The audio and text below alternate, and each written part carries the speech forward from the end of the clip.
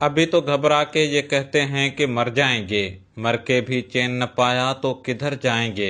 जोई वेझो ॻोठ गुलाम रसूल लेगारी में फौत थियल पीरसन जो मढ़ दफ़नाइण मसलो बणिजी पियो। हमल ढंढ जो पाणी वही अचण सबबि क़ब्रिस्तान जो रस्तो बंदि थी वियो। 2 किलोमीटरनि ताईं पाणी झागण बाद मैयत खे क़ब्रिस्तान पहुचाए दफ़नायो वियो आहे।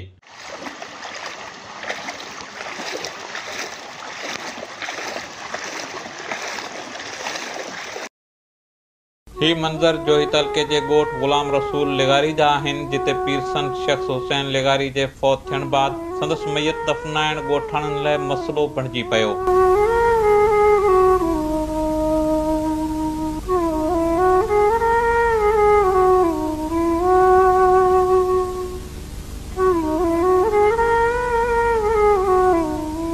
क़ब्रिस्तान जे रस्ते ते हमल ढंढ जो पाणी वही अचण सबबि ॻोठाणनि 2 किलोमीटरनि ताईं पाणी झागण बाद लाश खे क़ब्रिस्तान पहुचाए दफ़नायो आहे।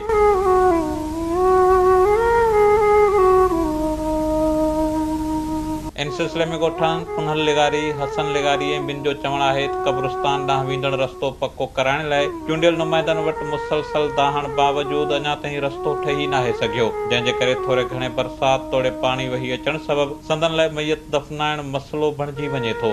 ॻोठाणनि तक जे चूंडियल नुमाइंदनि तोड़े सिंध सरकार खां मुतालबो कंदे चयो त क़ब्रिस्तान जो रस्तो ठाराए 15 खां वधीक ॻोठनि जे रहवासियुनि जी परेशानी ख़तम कई वञे।